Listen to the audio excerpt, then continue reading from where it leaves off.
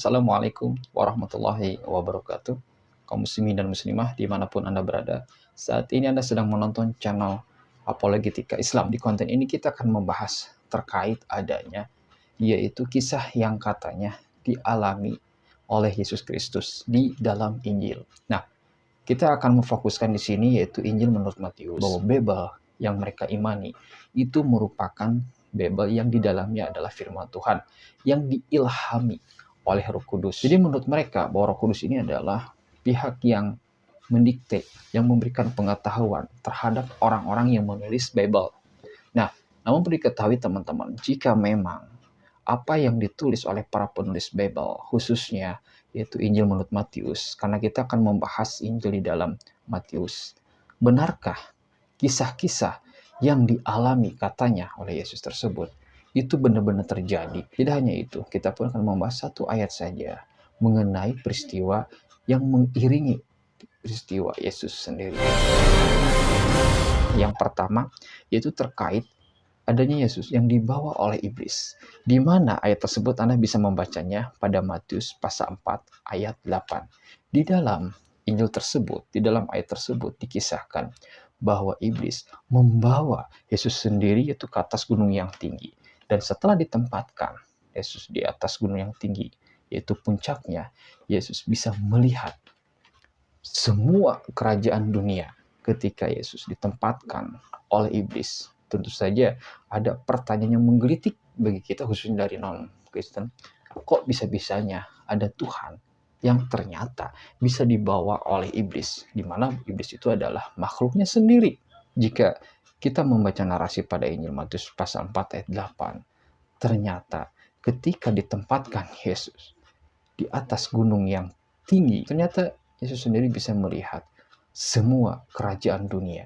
Artinya bahwa dengan adanya narasi tersebut bisa kita simpulkan bahwa dunia itu adalah datar. Nah, jika memang datar, di mana ujungnya?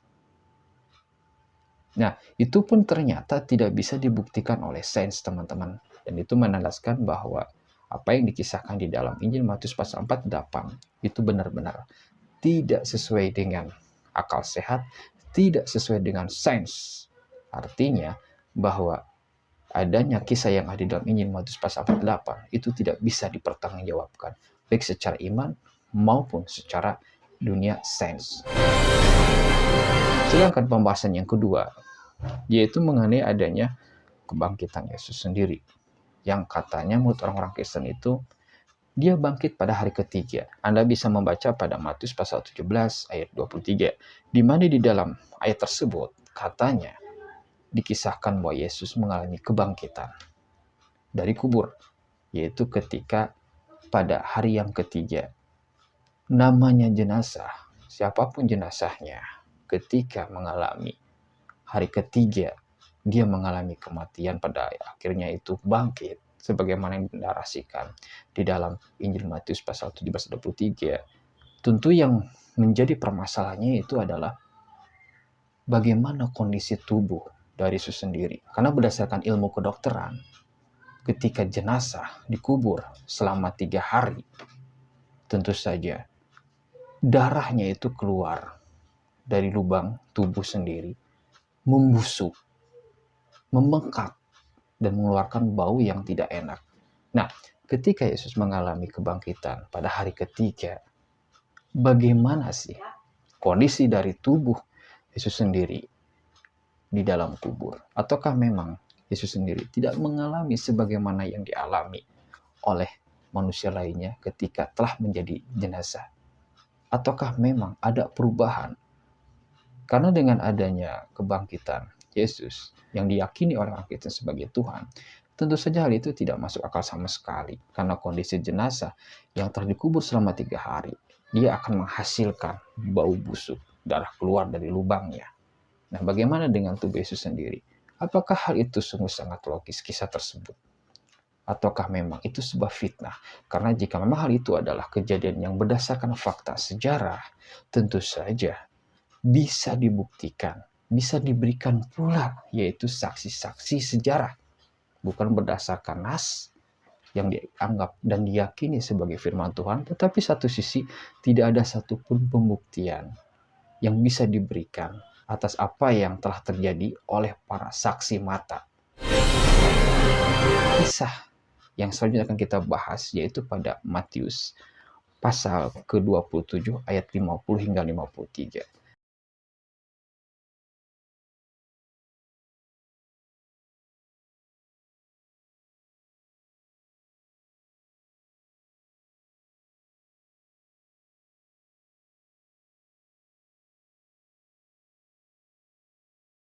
Jika hal itu adalah fakta sejarah dan bisa dibuktikan oleh sains, khususnya yaitu mengenai adanya bukit-bukit yang terbelah menjadi dua.